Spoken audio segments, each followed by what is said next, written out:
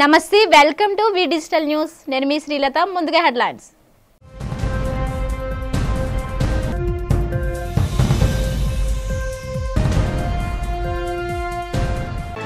విశాఖలో రోడ్డు ప్రమాదాల బాధితుల కోసం ప్రత్యేక కేంద్రాన్ని ప్రారంభించిన రాష్ట్ర హోంమంత్రి వంగల్పూడి అనిత ప్రజలకు పోలీస్ వ్యవస్థను మరింత చేరువ చేయడమే తమ లక్ష్యమని వెల్లడి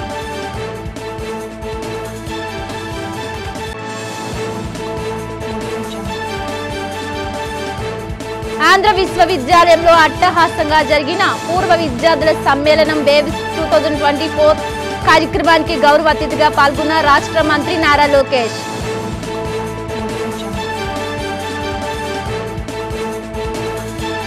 కోట్ల వ్యయంతో హనుమంతవాకలో నిర్మించిన ఆరిలవ పోలీస్ స్టేషన్ భవనాన్ని ప్రారంభించిన రాష్ట్ర హోంమంత్రి అనిత రాష్ట్రంలో మరిన్ని పోలీస్ స్టేషన్ల ఆధునీకరణకు శ్రీకారం చుట్టమని స్పష్టం.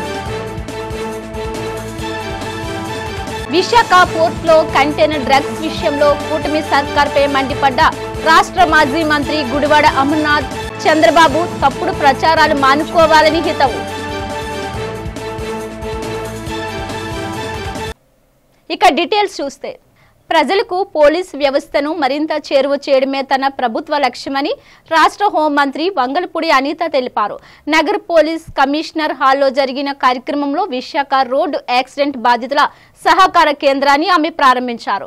రోడ్డు ప్రమాద బాధితులకు సహాయం కోసం 7995095793 అనే టోల్ ఫ్రీ నంబర్ ఏర్పాటు చేశామన్నారు. ఈ సందర్భంగా మీడియాతో మాట్లాడుతూ విజయసాయిరెడ్డి, వైవి సుబ్బారెడ్డి కుటుంబ సభ్యులు నేరాల్లో భాగస్వాములు అయ్యారని, కేసుల్లో తేట తెల్లమవుతుందని అన్నారు. కాకినాడ పోర్టు వ్యవహారంలో అన్నీ తెలుస్తున్నాయని, వైసీపీ నేతలందరినీ బెదిరిస్తున్నారని అన్నారు. విశాఖలో మాజీ ఎంపీ ఎంవివి సత్యనారాయణ అక్రమాలు బయటకు వచ్చాయని గుర్తు చేశారు. రాష్ట్రంలో గంజాయి నిర్మూలనకు ఈగల్ వ్యవస్థ అప్పుడే పని మొదలు పెట్టిందని హోంమంత్రి అనిత తెలిపారు. ఈరోజు వైజాగ్ సిటీలో పోలీస్ డిపార్ట్మెంట్కి సంబంధించి కొన్ని పోలీస్ స్టేషన్ ఓపెనింగ్ కానీ, ఈరోజు ట్రైనింగ్ సెంటర్స్ నడపడం కానీ, కొన్ని అభివృద్ధి కార్యక్రమాలకి కూడా ఈరోజు ఇనాగ్రేట్ చేయడం జరిగింది. Very happy. ఈరోజు మన డీజీపీ గారు, అదేవిధంగా డిఐజీ గారు, సిపి గారు అందరి ఆధ్వర్యంలో డిపార్ట్మెంట్ అందరూ కూడా ఇనిషియేషన్ తీసుకొని ఆర్లో పోలీస్ స్టేషన్ ఎప్పటి నుంచో కూడా పెండింగ్లో ఉన్న ఇష్యూ మీ అందరికీ తెలిసి 2018లో అప్పుడు చినరాజప్ప గారు హోమ్ మినిస్టర్గా ఉండేటప్పుడు ఏదైతే శంకుస్థాపన జరిగిందో అదే యాస్టీస్ మళ్ళీ ఈరోజు మళ్ళీ మా గవర్నమెంట్ వచ్చిన తర్వాత ఈరోజు మా అందరి చేతుల మీదుగా ఈరోజు ఓపెన్ జరగడం అనేది ఒక అదృష్టం కింద భావించాలి. అదేవిధంగా మనందరికీ తెలుసు ఈరోజు మన సిపి గారు కూడా ప్రత్యేకంగా ఈ road traffic accident victims assistance cell అని చెప్పి ఒక సెల్ కూడా ఏర్పాటు చేయడం జరిగింది. ఎందుకంటే ఈరోజు చూస్తే యాక్సిడెంట్స్ చాలా విపరీతంగా పెరిగిపోతున్నాయి. ఇటువంటి యాక్సిడెంట్స్ పెరిగిపోయిన తర్వాత యాక్సిడెంట్ అయిన వాళ్ళకి ఇన్సూరెన్స్లు వచ్చే పరిస్థితి కూడా చాలా తక్కువగా కనిపిస్తూ ఉంది. ఎందుకంటే వాళ్ళకి ఓన్ సర్టిఫికేట్స్ ఇవ్వటం కానీ, ఆ డాక్టర్ దగ్గర నుంచి సర్టిఫికేట్స్ రావటం కానీ లేట్ అవ్వటం, అదేవిధంగా వాళ్ళు కోర్టుల చుట్టూ తిరిగే పరిస్థితి, వాళ్ళకి ఎలాగా ఇన్సూరెన్స్ అమౌంట్ తీసుకొచ్చుకోవాలో కూడా తెలియక చనిపోయిన తర్వాత చాలా రోజుల వరకు కూడా ఇన్సూరెన్స్ డబ్బులు కూడా రాక చాలామంది ఇబ్బందులు పడి వాటిని వదిలేసుకునే సందర్భాలు కూడా మనం చాలా చూసాం. అటువంటి పరిస్థితుల్లో ఈరోజు ఇన్సూరెన్స్ల పరిస్థితి చూసుకుంటే చాలా తక్కువ మందికి ఇన్సూరెన్స్లు వచ్చినాయి. నాకు ఇందాక మన సిపి గారు కూడా ఒక నాకు లిస్ట్ అవుట్ చేసి ఇచ్చారు. ఓవరాల్గా చూడాలంటే దగ్గర మనకి ఒక యావరేజ్ను ఒక 500 కేసెస్ నమోదైనాయి అనుకోండి, అందులోని ఒక 30కి 40కి మాత్రమే ఇన్సూరెన్స్ అమౌంట్లు వచ్చే పరిస్థితి కనిపించా ఉంది యావరేజ్ అని చెప్పుకుంటే. అంటే అలాంటి బేస్ తీసుకొని ఈరోజు ప్రత్యేకంగా ఒక సెల్ ఏర్పాటు చేసుకొని ఎవరికైనా ఒక టోల్ ఫ్రీ నెంబర్ ఇచ్చి ఆ టోల్ ఫ్రీ నెంబర్లో ఎక్కడైనా యాక్సిడెంట్ జరిగిన తర్వాత యాక్సిడెంట్ ఇన్సూరెన్స్ డబ్బులు ఎలాగైతే రావాలి అనుకుంటున్నారో వాళ్ళు ఆ టోల్ ఫ్రీ నెంబర్కి కనుక కాల్ చేస్తే వాళ్ళ ఫైల్ ప్రొసీజర్ ఎంతవరకు ఉంది, ఫైల్ ప్రొసీజర్ కూడా ఎంత టైంలో కంప్లీట్ అవుతుంది అన్న వివరాలు కూడా మన పోలీస్ డిపార్ట్మెంట్ నుంచి ఆ విక్టిమ్ ఫ్యామిలీస్ కూడా వెళ్ళే ఒక మంచి పద్ధతి ఈరోజు ఇక్కడ ఇనిషియేషన్ తీసుకోవటం అనేది చాలా మంచి పరిణామం అండి. ఆంధ్ర విశ్వవిద్యాలయం పూర్వ విద్యార్థుల వార్షిక సమ్మేళనం వేవ్స్ 2024 శనివారం సాయంత్రం ఘనంగా నిర్వహించారు. ఈ కార్యక్రమానికి ముఖ్య అతిథిగా ఎల్ఎన్టీ చైర్మన్ ఎస్ఎన్ సుబ్రహ్మణ్యం హాజరయ్యారు. ఈ కార్యక్రమంలో ఏయూ పూర్వ విద్యార్థుల సంఘం వ్యవస్థాపక చైర్మన్ డాక్టర్ జిఎం రావు, రాష్ట్ర మంత్రి నారా లోకేష్ కార్యక్రమానికి గౌరవ అతిథులుగా హాజరయ్యారు. కార్యక్రమంలో భాగంగా బీచ్ రోడ్లోని కన్వెన్షన్ సెంటర్ వద్ద ఏర్పాటు చేసిన పైలాన్ వేదిక వద్ద ఇటీవల స్వర్గస్థులైన పారిశ్రామిక దిగ్గజం రతన్ టాటాకు పుష్పాంజలి ఘటించారు. అనంతరం విదేశీ విద్యార్థులు అతిథులకు ఘన స్వాగతం పలికారు. ఈ సందర్భంగా నారా లోకేష్ మాట్లాడుతూ ఆంధ్ర యూనివర్సిటీ అంతర్జాతీయ స్థాయి విద్యా సంస్థగా మార్పు చెందాలని ఆకాంక్షించారు. ఆంధ్ర యూనివర్సిటీకి సంబంధించి కొద్ది రోజుల్లోనే కీలక ప్రకటన వెలువడుతుందని మంత్రి వెల్లడించారు. ఏయూను ప్రపంచ స్థాయి ప్రమాణాలకు అనుగుణంగా తీర్చిదిద్దుతామన్నారు. పూర్వ విద్యార్థులతో వర్సిటీ అభివృద్ధికి సంబంధించి అడ్వైజరీ బోర్డు ఏర్పాటు చేస్తామని, దానిపై జీఎంఆర్తో చర్చిస్తామన్నారు.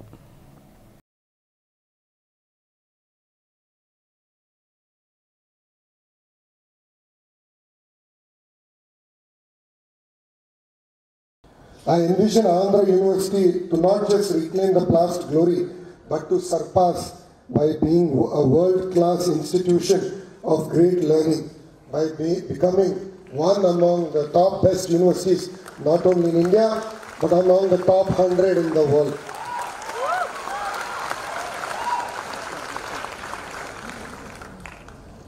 మీడియాలో నేను విద్యాశాఖ మంత్రి అవుతున్నానని వచ్చినప్పుడు చాలామంది నాకు మెసేజ్ పెట్టారు. విద్యాశాఖ చాలా కష్టమైనది, అంత అవసరమా ఐటీ ఇండస్ట్రీస్ ఇన్వెస్ట్మెంట్స్ ఇన్ఫ్రాస్ట్రక్చర్ తీసుకోండి అని చెప్పాను. ఒకటే చెప్పా, నాకు ఛాలెంజ్ అంటే చాలా ఇష్టం అని. నేను విద్యాశాఖ మంత్రి చేసిన తర్వాత గౌరవ ముఖ్యమంత్రి చంద్రబాబు నాయుడు గారిని కలిసి ఆయన అడిగాను, సార్ మీ డైరెక్షన్ నాకేంటి అని. అప్పుడు ఆయన ఒకటే చెప్పాను, ఎన్ఐఆర్ఎఫ్ ర్యాంకింగ్లో ఈరోజు ఆంధ్ర రాష్ట్రం 9వ స్థానంలో ఉంది. 5 సంవత్సరాల్లో 3వ స్థానానికి మీరు తీసుకురావాలి.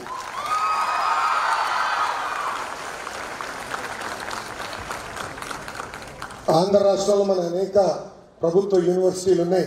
కనీసం ఒక్క యూనివర్సిటీ అయినా టాప్ 100 యూనివర్సిటీస్ ఇన్ వరల్డ్లో తీసుకురమ్మని గౌరవ ముఖ్యమంత్రి గారు నాకు ఆదేశాలు జారీ చేశారు. It's neither a joke Nar magic. It requires concerted efforts from all of us, right from the government, faculty, academicians, alumni in particular, and the industrialists. I want to take this opportunity to extend a heartfelt appeal to you, our distinguished alumni. You are the pride of the universities and the torch bearers of its illustrious legacies. రాష్ట్రంలో police శాఖకు మెరుగైన సౌకర్యాల కల్పనకు కృషి చేస్తామని రాష్ట్ర హోంశాఖ మంత్రి వంగల్పూడి అనిత చెప్పారు.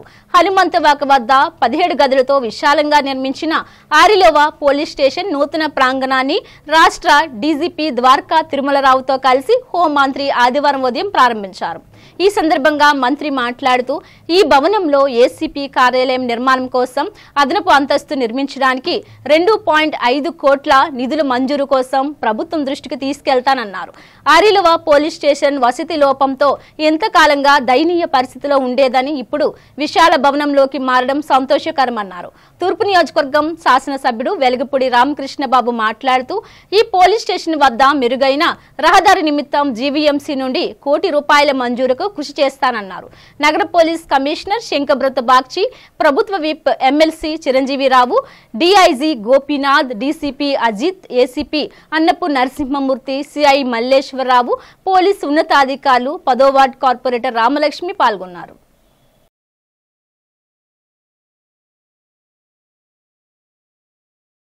ఆర్లోవా పోలీస్ స్టేషన్ అంటేనే విశాఖపట్నంలో ఉన్న అందరికీ కూడా ఒక రకమైన జాలి, ఎందుకో ఒక రకమైన సింపతి ఉండేదన్నమాట ఆర్లోవా పోలీస్ స్టేషన్ అంటే. ఎందుకంటే ఒక తుఫాన్ షెల్టర్లో ఎప్పుడు పడిపోతుందో ఎప్పుడు ఉంటుందో తెలియని పరిస్థితిలో ఉండే పోలీస్ స్టేషను మరి ఎందుకంటే ఇంకా జాలిపడే పరిస్థితి ఎందుకు ఉండిచ్చిందంటే 2018లో దీనికి శంకుస్థాపన జరిగినా కూడా గత 5 సంవత్సరాల్లో కనీసం ఏమీ కూడా ఇనాగ్రేషన్కి కూడా నోచుకోకుండా ఉండిపోయిన పరిస్థితి ఈ ఆర్లోవా పోలీస్ స్టేషన్ తాలూకా పరిస్థితి. మళ్ళీ ఈరోజు మన ఎన్డీఏ గవర్నమెంట్ వచ్చిన తర్వాత ప్రత్యేకంగా పోలీస్ డిపార్ట్మెంట్ మీద దృష్టి పెట్టి ఎక్కడైతే ఇన్ఫ్రాస్ట్రక్చర్ డెవలప్ చేయాలి, ఎక్కడైతే పోలీస్ స్టేషన్స్ ఓపెనింగ్కి నోచుకోకుండా ఉన్నాయో వాటన్నిటికీ కూడా ఇన్ఫ్రాస్ట్రక్చర్ ఇచ్చి మనం అన్నీ కూడా చేయాలి అనే ఉద్దేశంతో ఈరోజు లోకల్లో ఉన్న పోలీస్ డిపార్ట్మెంట్ వాళ్ళందరూ కూడా ముందుకొచ్చి దాతల్ని కూడా ఈరోజు వాళ్ళకి రిక్వెస్ట్ చేసి ఎక్కడ కూడా ఇబ్బంది లేకుండా చేసుకునే పరిస్థితి. దీనికి సుమారుగా ₹5 కోట్ల ఇక్కడ శాంక్షన్ అయినా ఆల్రెడీ 2.5 crores శాంక్షన్ అయింది, ఈ బిల్డింగ్ అయింది. మళ్ళీ దీని మీద మళ్ళీ ఏసీబీ ఆఫీస్ అవన్నీ కూడా ఇక్కడ కన్స్ట్రక్ట్ చేయాలి. ఇంకా 2.5 కోట్లు యాజ్ ఎర్లీ యాజ్ పాసిబుల్ అవి కూడా విడుదల చేయించి ఈ పోలీస్ స్టేషన్ని పూర్తి చేసే బాధ్యత కూడా గవర్నమెంట్ తీసుకుంటుందని మీ అందరికీ కూడా తెలియజేసుకుంటున్నా. పోలీస్ డిపార్ట్మెంట్కి సంబంధించి వెల్ఫేర్ నుంచి కూడా సుమారుగా వీళ్ళు ఇమీడియట్గా జరగాలి, ఎలాగైనా ఇది ఓపెన్ అవ్వాలి అనే ఉద్దేశంతో వాళ్ళు కూడా ఒక 40 లక్షల రూపాయలు దీని మీద వెచ్చించారు. అది కాకుండా ఈరోజు ఈ పోలీస్ స్టేషన్కి సంబంధించి ఫర్నిచర్ కూడా మన దివీస్ ల్యాబొరేటరీస్ వాళ్ళు కూడా వచ్చి ఈరోజు ముందుకు వచ్చి వాళ్ళు మనకి డొనేట్ చేసే పరిస్థితి కూడా ఉంది. ఎందుకంటే సిఎస్ఆర్ 16 లక్షల రూపాయలు వాళ్ళు ఈరోజు ఫర్నిచర్కి కూడా ఇక్కడికి కంట్రిబ్యూట్ చేయడం జరిగింది. దివీస్ ల్యాబొరేటరీస్ వాళ్ళకి కూడా ప్రత్యేకంగా డిపార్ట్మెంట్ తరపు నుంచి అదేవిధంగా ఎన్డీఏ గవర్నమెంట్ తరపు నుంచి ప్రత్యేకంగా ధన్యవాదాలు తెలియజేసుకుంటున్నా. ఈరోజు మీ అందరికీ తెలుసు పోలీస్ డిపార్ట్మెంట్ మీద గౌరవ చంద్రబాబు నాయుడు గారు ప్రత్యేకమైన దృష్టి పెట్టడం, లాస్ట్ 5 సంవత్సరాల్లో ఏదైతే మరుగున పడిపోయినాయో మళ్ళా సిస్టమ్స్ అన్నిటిని తీసుకొచ్చి ముఖ్యంగా ప్రజల తాలూకా క్షేమాన్నే మెయిన్గా తీసుకొని వాళ్ళు క్షేమంగా ఉండాలి, ధైర్యంగా ఉండాలి అని ఒకే ఒక ఉద్దేశంతో మళ్ళీ అన్ని ఇన్ఫ్రాస్ట్రక్చర్స్ కూడా ఇవ్వడం ఈరోజు మనందరికీ ఇక్కడ చూస్తున్నాం. దీనిలో భాగంగానే ఈరోజు ఆలో పోలీస్ స్టేషన్ అవనేయండి, ఇంకా పోలీస్ స్టేషన్స్ ఎక్కడైతే లేవో అక్కడ అవనేయండి, అది కాకుండా పోలీస్ స్టేషన్స్లో ఎక్విప్మెంట్ అవనేయండి, పోలీస్ డిపార్ట్మెంట్ వాళ్ళకి సంబంధించిన ఎక్విప్మెంట్ అవనేయండి, ఇవన్నీ కూడా ఈవెందో ఒక వాళ్ళ వెహికల్స్ దగ్గర నుంచి అన్నీ కూడా ఈరోజు ఏదో అంటారు కదా జీరో నుంచి స్టార్ట్ చేయాల్సిన పరిస్థితి వచ్చింది. ఈరోజు కంటైనర్లో ఎటువంటి డ్రగ్స్ లేవని సిబిఐ అధికారులు స్పష్టం చేశారని వైసీపీ నేత మాజీ మంత్రి గుడివాడ అమర్నాథ్ తెలిపారు. ఈ కంటైనర్లో డ్రగ్స్ ఉన్నాయని, ఆ డ్రగ్స్ కు వైసీపీ నేతలకు సంబంధం ఉందని టీడీపీ అధినేత చంద్రబాబు తప్పుడు ప్రచారం చేశారని ఆవేదన వ్యక్తం చేశారు. నగరంలో జరిగిన మీడియా సమావేశంలో ఆయన మాట్లాడుతూ కంటైనర్ షిప్ పై ఇప్పుడు మాకు కొన్ని అనుమానాలు ఉన్నాయని అన్నారు. డ్రగ్స్ లేవని చెప్పడానికి 8 నెలల సమయం ఎందుకు పట్టిందని సూటిగా ప్రశ్నించారు. చంద్రబాబు అధికారం కోసం ఎటువంటి వారిపైన తప్పుడు ప్రచారం చేయడంలో దిట్ట అని గుడివాడ విమర్శించారు. అధికారంలోకి వచ్చి 6 నెలల కాలంలోనే రాష్ట్రాన్ని అప్పుల ఊపులోకి చంద్రబాబు నెడుతున్నారని విమర్శించారు. 19-20 తేదీల్లో మార్చి 19-20 తేదీల్లో విశాఖపట్నానికి సిబిఐ అధికారులు హుటాహుటిన వచ్చి 21వ తారీఖున ఒక ప్రెస్ రిలీజ్ ని, మీ అందరికీ తెలుసు 21వ తారీఖున ఒక ప్రెస్ రిలీజ్ ని కూడా మార్చి 21వ తారీఖున ఇచ్చారు. వారు ఏం చెప్పారంటే వారికి ఇంటర్నేషనల్ లెవెల్లో ఆపరేషన్ గరుడ ద్వారా వారికి వచ్చినటువంటి ఇన్పుట్స్ ద్వారా బ్రెజిల్ నుంచి వచ్చినటువంటి ఒక షిప్ లో ఆ కంటైనర్ ద్వారా 25,000 కేజీలు ఇన్యాక్టివ్ డ్రైడ్ ఈస్ట్, ఆల్మోస్ట్ 25 టన్నులు అంటే 25,000 కేజీలు, దీంట్లో నార్కోటిక్ సబ్స్టెన్సెస్ ఉన్నాయని చెప్పి వారికి ఉన్నటువంటి డిటెక్టివ్ మెకానిజం ద్వారా పట్టుకున్నాం అనేటువంటిది వారు ఇచ్చినటువంటి ఒక ప్రెస్ రిలీజ్ ఇది. సో దీనికి ఎప్పుడైతే ఈ ప్రెస్ రిలీజ్ వచ్చిందో మరుసటి రోజు నుంచి చంద్రబాబు నాయుడు గారికి సంబంధించినటువంటి మీడియా ఛానల్స్ లో కానీ పత్రికా సంస్థల ద్వారా కానీ వైఎస్ఆర్ కాంగ్రెస్ పార్టీ మీద ఏ రకంగా దుష్ప్రచారం చేశారు, ఏ రకంగా ఇదంతా కూడా వైఎస్ఆర్ కాంగ్రెస్ పార్టీకి సంబంధించినటువంటి డ్రగ్స్ అని, ఎన్నికల సమయంలో దీన్ని తీసుకొచ్చారని, తద్వారా వీటిని అమ్మి ఈ డబ్బు అంతటిని కూడా ఎన్నికల్లో ఉపయోగిస్తారని ఒక తప్పుడు ప్రచారాన్ని ఆర్గనైజ్డ్ గా వైఎస్ఆర్ కాంగ్రెస్ పార్టీ మీద జగన్మోహన్ రెడ్డి గారి మీద చేసేటువంటి ప్రయత్నం చేశారు. మీ అందరికీ తెలుసు. అయితే అనేక సందర్భాల్లో మేము చెప్తూ వచ్చాం, వైఎస్ఆర్ కాంగ్రెస్ పార్టీకి దీనికి సంబంధం లేదు, దీంట్లో మా పాత్ర లేదు, మా ప్రభుత్వంలో ఉన్నటువంటి పెద్దలకు సంబంధాలు లేవు, ఇది పూర్తిగా తెలుగుదేశం పార్టీ కూటమి పార్టీలు చేస్తున్నటువంటి దుష్ప్రచారం మాత్రమే అనేటువంటివి అనేక సందర్భాల్లో చెప్పాం. నిన్న సిబిఐ కూడా అది తేల్చింది, అందులో ఏమీ లేదని చెప్పింది, అది కేవలం డ్రై ఈస్ట్ మాత్రమే అనేటువంటి చెప్పింది, ఇది ఆక్వా రంగానికి సంబంధించినటువంటి ఫీడ్ కి ఉపయోగించేటువంటి మెటీరియల్ అనేటువంటిది మాత్రమే వారు చెప్పింది. కస్టమ్స్ కి దాన్ని విడిచిపెట్టమని చెప్పి క్లియరెన్స్ ఇచ్చింది. అన్ని ఇచ్చిన తర్వాత మాకు మాత్రం ఇంకా కొన్ని అనుమానాలు ఉన్నాయి. వైఎస్ఆర్ కాంగ్రెస్ పార్టీ మొదటి నుంచి చెప్తా ఉంది దీని వెనకాతలు ఉన్నది ఎవరు, మొదట మా తాలూకా మెకానిజం యూజ్ చేసి ఇందులో డ్రగ్స్ ఉన్నాయని చెప్పినటువంటి సిబిఐ ఈరోజు ఇందులో ఎవరో లేరు అనేటువంటిది ఎందుకు చెప్తా ఉంది, ఇందులో అసలు డ్రగ్సే లేవని ఎందుకు చెప్తా ఉంది, ఇది చెప్పడానికి 8 నెలల సమయం ఎందుకు పట్టింది, ఇప్పుడు ఉన్నటువంటి టెక్నాలజీ రంగంలో ఈ పరిస్థితుల్లో మీకు ఇది డ్రగ్స్ కాదని చెప్పడానికి ఇన్ని మాసాలు ఎందుకు పట్టింది, దీనికి సంబంధించినటువంటి రుజువుల్ని మీరు ప్రజల ముందు పెట్టడానికి కానీ లేదా అసలు ఇందులో ఏమీ లేదని చెప్పడానికి ఇంత సమయం ఎందుకు పట్టింది, ఇన్ని ప్రశ్నలు ఈరోజు ప్రజలు అడుగుతా ఉన్నారు. సింహాచలం శ్రీ వరాహలక్ష్మీ నరసింహస్వామి వారి స్వర్ణ పుష్పార్చన అత్యంత వైభవంగా జరిగింది. ఆదివారం ఆలయ వైదిక సిబ్బంది ఆలయ సహాయ కార్యనిర్వహణాధికారి ఆధ్వర్యంలో శాస్త్రోత్కంగా శ్రీ స్వామి వారికి 108 బంగారు సంపెంగులతో అత్యంత వైభవంగా స్వర్ణ పుష్పార్చన జరిపించినట్లు ఆలయ కార్యనిర్వహణాధికారి వి త్రినాథరావు తెలియజేశారు. ఈ స్వర్ణ పుష్పార్చనలో భక్తులు పెద్ద సంఖ్యలో హాజరయ్యారు. దేవస్థాన వేద పండితుల వేద మంత్రాల నాదస్వర మంగళ వాయిద్యాలతో శాస్త్రోత్కంగా స్వర్ణ పుష్పార్చన వైభవంగా నిర్వహించారు. అర్చకులు వేకుజామున స్వామిని సుప్రభాత సేవతో మేల్కొల్పి ప్రాతకాల పూజలు సాంప్రదాయబద్ధంగా నిర్వహించారు. శ్రీదేవి భూదేవి సమేత శ్రీ గోవిందరాజస్వామి వారిని సర్వాంగ సుందరంగా అలంకరించి ఆలయ కళ్యాణ మండపంలో వేదికపై అధిష్ఠింపచేసి వేద మంత్రాలు నాదస్వర మంగళ వాయిద్యాల నడుమ శ్రీ స్వామివారి స్వర్ణ పుష్పార్చన సేవ వైభవంగా నిర్వహించారు. విశాఖ దక్షిణ నియోజకవర్గం జనసేన పార్టీ నాయకులు 32వ వార్డు కార్పొరేటర్ డాక్టర్ కందుల నాగరాజు ఆధ్వర్యంలో 150 మంది రిక్షా కార్మికులకు యూనిఫామ్లు అందజేశారు. అల్లీపురం కందుల నాగరాజు కార్యాలయంలో జరిగిన ఈ కార్యక్రమంలో దక్షిణ నియోజకవర్గం ఎమ్మెల్యే వంశీకృష్ణ శ్రీనివాస్ యాదవ్ ముఖ్య అతిథిగా పాల్గొని ఈ యూనిఫామ్లు అందజేశారు. ఈ సందర్భంగా ఎమ్మెల్యే వంశీకృష్ణ శ్రీనివాస్ మాట్లాడుతూ డాక్టర్ కందుల నాగరాజు నిర్విరామంగా నిర్వహిస్తున్న సేవా కార్యక్రమాల్లో భాగంగా నేడు రిక్షా కార్మికులకు యూనిఫామ్లు పంపిణీ చేయడం అభినందనీయమన్నారు. వార్డులోనే కాకుండా ఈ నియోజకవర్గంలో కూడా ఆయన సేవలు అందజేస్తున్నారని కొనియాడారు. కూటమి ప్రభుత్వం ఆధ్వర్యంలో ప్రజలకు నేడు మంచి పాలన అందుతుందని అన్నారు. కందుల నాగరాజు మాట్లాడుతూ కార్యక్రమం యొక్క వివరాలు వెల్లడించారు.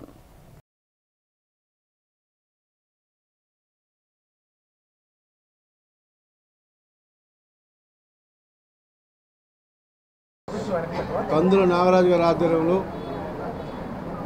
రిక్షా కార్మికులకు అందరూ కూడా యూనిఫామ్ పంపిణీ కార్యక్రమం జరుగుతూ ఉంది. ఎక్కడైతే పేదలు ఉన్నారో వాళ్ళ కష్టాలు తెలుసుకొని వాటంతా కూడా ఒకరోజు రిక్షా కార్మికులు, ఇంకొక రోజు ఆటో కార్మికులు, ఇంకొక రోజు పేద మహిళలు అలాగే నిత్యం ఏదో కార్యక్రమం చేస్తూ ఉన్నారు. ఆ దేవుని యొక్క ఆశీస్సులు ఆ ఫ్యామిలీకి ఉండాలని, భవిష్యత్తులో ఇంకా ఇలాంటి కార్యక్రమం చేసే విధంగా దేవుని ఆశీస్సులు అంటే మా అధ్యక్షులు పవన్ కళ్యాణ్ ఆశీస్సులు ఉండాలని మనస్ఫూర్తిగా కోరుకుంటున్నాం. ఇవాళ రాష్ట్ర వ్యాప్తంగా కూడా స్కూల్లో పేరెంట్స్ ఉపాధ్యాయుల కాంబినేషన్లో అన్ని స్కూల్స్లో కూడా కమిటీ మీటింగ్లు పెట్టడం జరిగింది. ఎవరైతే రిక్షా కార్మికులు ఉన్నారో వాళ్ళందరికీ కూడాను ఈ యూనిఫామ్లు పంపిణీ చేయాలన్న ఒక ఆలోచనతో ఈరోజు ఈ కార్యక్రమం చేయడం జరుగుతుంది. అదే మరీ విధంగా మరొక విషయం ఏంటంటే ఇవాళ రిక్షా కార్మికులు మరి వాళ్ళ తాలూకా రక్తాన్ని ఇంధనంగా చేసుకొని ఇవాళ వాళ్ళు చాలా హీత బాధలు పడుతున్నారు. ఎందుకంటే ఇవాళ ప్రతి ఒక్కరు కూడాను అన్ని మోటార్ వెహికల్స్ మీద వాటి మీద నడుస్తుంటే వాళ్ళు ఇప్పుడు కూడా బరువులు మోసుకుంటూ రిక్షాలు లాక్కుంటూ వెళ్తున్నారు. వాళ్ళకి తప్పనిసరిగా నా ఉద్దేశం ప్రకారంగా మోటార్ వాహనాలు ఉచితంగా ఇచ్చి వాళ్ళని ఆదుకోవాల్సిన బాధ్యత ఈ రాష్ట్ర ప్రభుత్వం మీద ఉంది. అదేవిధంగా వాళ్ళ వయసు 60 సంవత్సరాలు అక్కర్లేదు, 60 సంవత్సరాలు అయితే కానీ ఓల్డేజ్ అవసరం లేదు. వాళ్ళకి 40 అయ్యేసరికి జవసత్వాలన్నీ కూడిపోతున్నాయి. కాబట్టి వాళ్ళకి కనీసం 50 సంవత్సరాల వయసు వచ్చేసరికి వాళ్ళకి పెన్షన్ ఇవ్వాలని నేనైతే మనవి చేస్తూ అటు పవన్ కళ్యాణ్ గారికి కానీ ఇటు చంద్రబాబు నాయుడు గారికి కానీ అలాగే ముఖ్యంగా మా దక్షిణ నియోజకవర్గం ఎమ్మెల్యే వంశీకృష్ణ గారికి కూడా తెలియజేస్తూ మరి వాళ్ళ పట్ల సానుకూలమైన స్పందనతో ఉండి రుషికొండ ప్యాలెస్ ను రాష్ట్ర మ్యూజియం గా తీర్చిదిద్దాలని బుద్ధిస్ట్ మాన్యుమెంట్ వెల్ఫేర్ అసోసియేషన్ ప్రధాన కార్యదర్శి కొత్తపల్లి వెంకటరమణ డిమాండ్ చేశారు. రుషికొండ ప్యాలెస్ ను మ్యూజియం గా చేయాలని కోరుతూ ఎమ్మెల్యే వంశీకృష్ణ శ్రీనివాస్ కు అసోసియేషన్ నేతలు వినతి పత్రం అందజేశారు. శివాజీ పార్క్ వద్ద గల ఎమ్మెల్యే కార్యాలయంలో కలిసి మ్యూజియం ఏర్పాటుకు ప్రభుత్వంపై ఒత్తిడి తీసుకురావాలని నేతలు కోరారు. ఈ సందర్భంగా కొత్తపల్లి వెంకటరమణ మీడియాతో మాట్లాడుతూ హైదరాబాద్ మ్యూజియంలో ఉన్న మన రాష్ట్రానికి చెందిన శిలా సంపదను రాష్ట్రానికి తీసుకురావాలన్నారు. ఎంతో చారిత్రాత్మక ఆ సంపదను రుషికొండ ప్యాలెస్ ను మ్యూజియంగా చేసి అందులో ఉంచాలని డిమాండ్ చేశారు. రాష్ట్ర ప్రభుత్వం చొరవ చూపి మ్యూజియం ఏర్పాటు చేస్తే విశాఖ పర్యాటకంగా మారి ఎంతో అభివృద్ధి చెందుతుందని అన్నారు. బుద్ధిస్ట్ మాన్యుమెంట్ ప్రొటెక్షన్ కమిటీ సభ్యులందరూ కూడా ఈరోజు ఎమ్మెల్యే గారైనటువంటి శ్రీ వంశీకృష్ణ శ్రీనివాస్ యాదవ్ గారిని కలవడానికి వచ్చాం. కారణం ఏంటంటే గత ప్రభుత్వంలో జగన్మోహన్ రెడ్డి గారు రుషికొండ కొండపైన పర్యావరణాన్ని కూడా పక్కన పెట్టి ఒక ప్యాలెస్ నిర్మాణం జరిగింది. ఆ ప్యాలెస్ ప్రజాధనంతో కోట్లాది రూపాయలతో అత్యున్నతమైన ప్యాలెస్ని నిర్మాణం చేసింది ఆనాటి ప్రభుత్వం. ఈనాటి ప్రభుత్వాన్ని మేము కోరుకునేది ఏంటంటే కోట్లాది రూపాయలు ప్రజాధనంతో కట్టిన ప్యాలెస్ని రాష్ట్ర మ్యూజియంగా చేయాలని మేము కోరుకుంటున్నాం. ఈ సందర్భంగానే రాష్ట్ర తెలుగుదేశం నాయకులైనటువంటి ఎమ్మెల్యే గారు పల్లా శ్రీనివాస్ గారిని, అదేవిధంగా బీజేపీ నాయకులు విష్ణుకుమార్ రాజు గారిని, ఇప్పుడు వంశీకృష్ణ శ్రీనివాస్ గారిని మేము కలుస్తూ ఉన్నాం. కూటమి ప్రభుత్వానికి ఎందుకంటే మెమోరాండం ఇస్తున్నామంటే ఈ యొక్క ప్యాలెస్ని రాష్ట్ర మ్యూజియం చేయడం వల్ల కారణం ఏంటంటే రాష్ట్రంలోని ఎన్నో అద్భుతమైనటువంటి కళాఖండాలు క్రీస్తు పూర్వం నుంచి బుద్ధుడి దగ్గర నుంచి అన్నీ కూడా అవశేషాలు ఈ భూమిలోనే ఉన్నాయి. కొన్ని వందల వేల సంవత్సరాల సంస్కృతి మనది ఉంది ఈ ఆంధ్ర రాష్ట్ర సంస్కృతి. అక్రమంగా సస్పెన్షన్ చేసిన 36 మంది ఉద్యోగులను ఎన్ఏడి యాజమాన్యం విధుల్లోకి తీసుకోవాలని defence coordination committee chairman Venkat Rao demand చేశారు. అఖిలపక్ష కార్మిక సంఘాల ఆధ్వర్యంలో ఎన్ఏడి కార్యాలయం గేట్ నుండి జీవీఎంసీ గాంధీ విగ్రహం వరకు బైక్ ర్యాలీ నిర్వహించారు. కార్మికుల పట్ల ఎన్ఏడి యాజమాన్యం అనుసరిస్తున్న విధానాలను తీవ్రంగా ఖండించారు. ఉద్యోగుల వేధింపులకు స్వస్తి చెప్పాలని డిమాండ్ చేశారు. అధికారం ఉంది కదా అని యాజమాన్యం ఇష్టానుసారం ఉద్యోగులను వేధిస్తే సహించమని హెచ్చరించారు. ఇప్పటికైనా ఉన్నతాధికారుల జోక్యం చేసుకుని తొలగించిన 36 మంది ఉద్యోగులను విధుల్లోకి తీసుకోవాలన్నారు. ఈ కార్యక్రమంలో అఖిలపక్ష కార్మిక సంఘాల నేతలు Nagabhushanam, R Srinivas, RKSV Kumar, P Venkatareddy, KM Srinivas తదితరులు పాల్గొన్నారు. ఈరోజు ర్యాలీ నిర్వహించడం జరిగింది. మా ఎన్ఏడి మేనేజ్మెంట్ ఎవరైతే ఉన్నారో సీజీఎం గారు ఈరోజు కూడా మొండిగా వ్యవహరిస్తున్నారు. ఇది పునరాలోచన చేసి 36 మంది కార్మికులను రీవర్క్ చేసుకోవాలని మేమందరూ కూడా ఈ ర్యాలీని నిర్వర్తించడం జరిగింది. ఇందులోనే అత్యధిక సంఖ్యలోని మహిళలు అలాగే కార్మికులు అందరూ కూడా పాల్గొన్నారు. ఈ కార్యక్రమాన్ని ఇంత దిగ్విజయం చేసినటువంటి కార్మికులందరూ కూడా కార్మిక లోకానికి అందరూ కూడా పేరు పేరున ధన్యవాదాలు తెలుపుకుంటున్నాం. ఎన్ఏడిలో 36 మంది కార్మికుల్ని మేనేజ్మెంటు సస్పెండ్ చేసింది. 6గురిపై పోలీస్ కేసు పెట్టింది. వీటిని వెంటనే ఉపసంహరించుకోమని చెప్పి ఎన్ఏడిలో జరుగుతున్నటువంటి సత్యాగ్రహ దీక్షా శిబిరం నుండి ఈ బైక్ ర్యాలీ బయలుదేరి ఇప్పుడు జీవీఎంసీ గాంధీ విగ్రహం దగ్గరికి వచ్చింది. మేనేజ్మెంట్ తక్షణం ఏదైతే స్టోరేజ్ ఒకటి ఉందో దాన్ని బుక్ చేయడంతో పాటు కార్మికులపై పెట్టినటువంటి అక్రమ కేసులు వెంటనే రద్దు చేయాలి. అలాగే 36 మందికి ఇచ్చినటువంటి సస్పెన్షన్ని రద్దు చేయాలి. ఏదైతే ఎన్ఏడి సీజీఎం గారు ఉన్నారో దివాకర్ జయంత్ గారు, వారి మీద జ్యుడిషియల్ ఎంక్వైరీ జరిపి నిజ నిర్ధారణ జరగాలి. ఈ ఏకపక్ష చర్యలతో ఎన్ఏడిని ఈరోజు నిర్బంధానికి గురి చేస్తున్నటువంటి మేనేజ్మెంట్ తాలూకా చర్యల్ని తీవ్రంగా ఏఐడిఎఫ్ అనుబంధ సంఘాలు, డిఫెన్స్ కోఆర్డినేషన్ కమిటీ ఖండిస్తున్నాయి. అలాగే విశాఖలో ఉన్నటువంటి అన్ని ట్రేడ్ యూనియన్ల తాలూకా సహకారాన్ని తీసుకొని ఈ ఉద్యమాన్ని ముందుకు తీసుకెళ్లాలని చెప్పి మేము భావిస్తున్నాం. సెవెన్ హిల్స్ యాజమాన్యం తీరును నిరసిస్తూ కార్మికులు ఆసుపత్రి ఎదుట నిరసన తెలిపారు. ఎంజీఎం సెవెన్ హిల్స్ ఆసుపత్రి యాజమాన్యానికి వ్యతిరేకంగా పెద్ద ఎత్తున నినాదాలు చేశారు. ఈ సందర్భంగా ధర్నాను ఉద్దేశించి పలువురు మాట్లాడుతూ అక్రమంగా కార్మికులను యాజమాన్యం తొలగించడాన్ని ఖండించారు. సెవెన్ హిల్స్ యాజమాన్యం కార్మికుల పట్ల అనుసరిస్తున్న విధానాలను ఎండగట్టారు. అక్రమంగా తొలగించిన కార్మికులకు తక్షణమే విధుల్లోకి తీసుకోవాలని డిమాండ్ చేశారు. కార్మిక శాఖ అధికారులు సెవెన్ హిల్స్ యాజమాన్యంపై చర్యలు తీసుకోకపోతే తీవ్ర పరిణామాలు తప్పవని హెచ్చరించారు. ఈ కార్యక్రమంలో సిఐటియు నాయకులు, మహిళా సంఘాల నాయకురాలు పాల్గొన్నారు. మాకు గత నెల రోజుల నుంచి మేము ఈ సమస్య కోసం పోరాడుతున్నాము. ఎటువంటి సమాధానం మాకు రాలేదు మేనేజ్మెంట్ నుంచి. లేబర్ ఆఫీస్కి వెళ్ళాము, లేబర్ ఆఫీస్ యూనియన్ కలిసాము, యూనియన్ కలిసి లేబర్ ఆఫీస్కి వెళ్ళాము. లేబర్ ఆఫీస్కి వెళ్ళిన తర్వాత మా సైడ్ నుంచి ఎవరెవరు ఏ బాధల్లో ఉన్నారు, ఏ సమస్యల్లో ఉన్నారని లేబర్ కమిషనర్ రాసుకున్నారు. ప్రతిదీని ఏ విధంగా మీకు హింస పెడుతున్నారు ఏటన్నీ అడిగారు. మేము చెప్పాము. ఆవిడ కూడా మాకు 13వ తారీఖు దాకా డ్యూటీలు కొనసాగించాలి, ఆపకూడదని చెప్తే ఇవాళ మా సెక్యూరిటీ ఇన్ఛార్జ్ ఏమో ఆయన హౌస్ కీపింగ్ కూడా చూస్తున్నారండి. ఆయన అన్నారు డ్యూటీలు ఆపేస్తారు, మీరు డ్యూటీలకు రావడానికి అవ్వదని అంటే మేము భయం కొద్దీ ఇక్కడికి వచ్చి నిలబడ్డాము. మా డ్యూటీలు మాకు కావాలని మేము పోరాడుతున్నాము. అంతకుమించి మేము ఇంకెవరి కోసం ఏమీ చేయడానికి కాదండి. మా డ్యూటీలు మాకు కావాలి. ఇక్కడ భర్తలు లేని వాళ్ళు చాలామంది పిల్లలతో తీసుకెళ్తేనే ఇంట్లో గడిచిన వాళ్ళు ఉన్నారు. అలాంటి చాలామంది ఉన్నారు. మేము కుడి చేయి ఎడం చేయి అనకుండా రెండు చేస్తాము. క్లీనింగ్లు చేస్తాము, పేషెంట్ సర్వీస్ చేస్తాము. మమ్మల్ని ఎందుకు ఇంత హింస పెడుతున్నారో మాకు అర్థం కావట్లేదు. దయచేసి మా ఉద్యోగాలు మాకు ఇప్పించండి అంతే. సీజీఎం వచ్చిన తర్వాత నేను 10 సంవత్సరాలుగా చేస్తున్నాను. హౌస్ కీపింగ్ మాది. ఇప్పుడు మాకు ఈ నెలతో నెల రోజులు అయింది మాకు ఈ డ్యూటీలు ఆపేసి. నెల రోజుల నుంచి మేము పోరాడుతూనే ఉన్నాం, కానీ ఎవరు కూడా మాకు హెల్ప్ అనేది ముందు రావట్లేదు. లేబర్ ఆఫీస్కి మేము ఆల్రెడీ తిరిగాము. లేబర్ ఆఫీస్ ఆవిడ 13వ తారీఖు వరకు టైం ఇచ్చారు. టైం ఇచ్చినా కూడా మరి వీళ్ళు ఎందుకు మరి ఆ టైంను మాకు కేటాయించట్లేదు అర్థం కావట్లేదు. 13 వరకు మీరు పనులు చెయ్యండి అని చెప్పారు, కానీ వీళ్ళు మాత్రం మాకు పని చేయనివ్వకుండా మా వాళ్ళని అందరినీ ఆపుతున్నారు.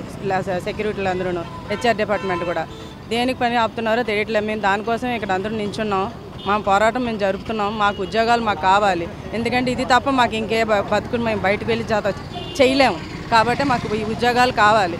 దీని తప్ప మాకు ఇంకేం ప్రాబ్లం, కష్టపడడానికి మాకు ఇంకే ఆధారం లేవు. మాకు మేము అంతకైనా పోరాడడానికి మేము సిద్ధంగా ఉన్నాము.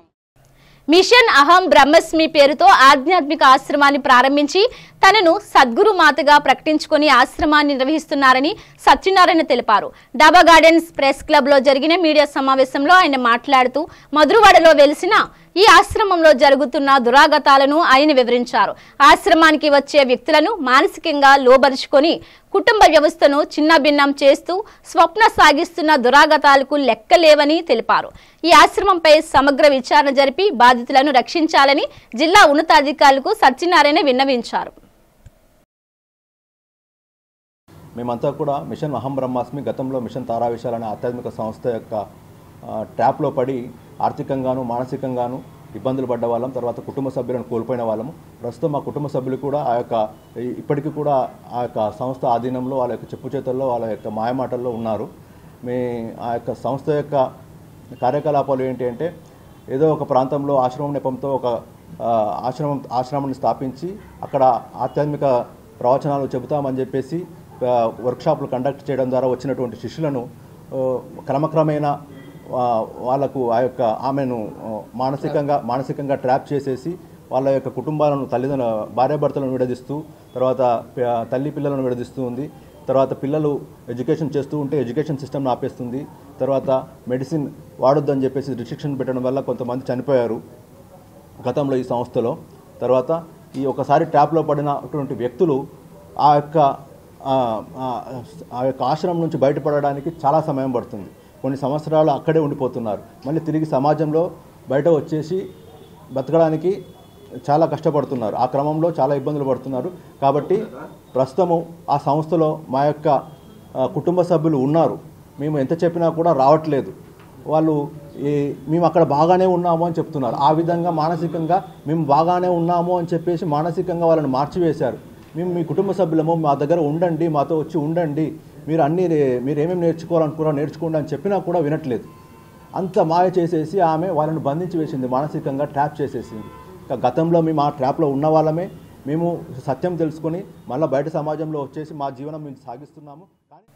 దేశాభివృద్ధి కోసం, రాష్ట్ర అభివృద్ధి కోసం ప్రభుత్వ పాలకులకు మంచి ఆలోచనలు కలగాలని ప్రార్థిద్దామని ఆధ్యాత్మిక ఆచార్యులు త్రిదండి చిన్నజీఆర్ స్వామి పిలుపునిచ్చారు. వారి ప్రత్యక్ష నిర్వహణలో విశాఖలో శ్రీరామ పాదుక ఆరాధన పూజలు వైభవంగా జరిగాయి. స్వామివారి ప్రత్యక్ష పర్యవేక్షణలో నిర్వహిస్తున్న గీతా జయంతి వేడుకల్లో భాగంగా ఆదివారం భక్తులను ఉద్దేశించి అనుగ్రహ భాషణం చేశారు. అనంతరం స్వామివారు భక్తులతో స్వయంగా శ్రీరామ పాదుక ఆరాధన పూజలు నిర్వహించారు. జిఆర్ స్వామి వారు స్వయంగా భక్తులందరికీ శ్రీరామ పాదుకులు అందించారు. శ్రీరామ సహస్ర నామాలతో పూజ చేయించారు.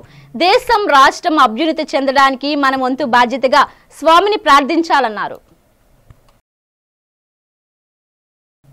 బులెటిన్ ముగించే ముందు హెడ్లైన్స్ మరోసారి.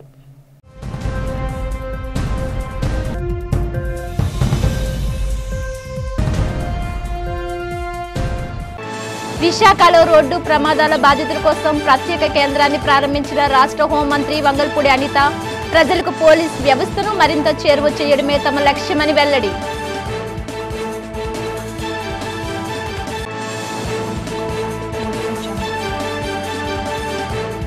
ఆంధ్ర విశ్వవిద్యాలయంలో అట్టహాసంగా జరిగిన పూర్వ విద్యార్థుల సమ్మేళనం వేవ్స్ 2024 కార్యక్రమానికి గౌరవ అతిథిగా పాల్గొన్న రాష్ట్ర మంత్రి నారా లోకేష్.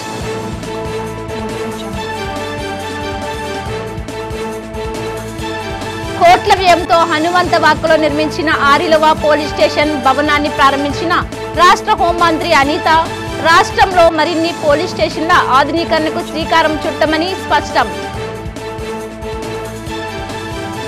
విశాఖ పోర్టులో కంటైనర్ డ్రగ్స్ విషయంలో కూటమి సర్కార్పై మండిపడ్డ రాష్ట్ర మాజీ మంత్రి గుడివాడ అమర్నాథ్, చంద్రబాబు తప్పుడు ప్రచారాలు మానుకోవాలని హితవు. ఇవి బులెటిన్ అప్డేట్స్. మరిన్ని వార్తా విశేషాలతో మళ్ళీ కలుద్దాం. చూస్తూనే ఉండండి వి డిజిటల్ న్యూస్.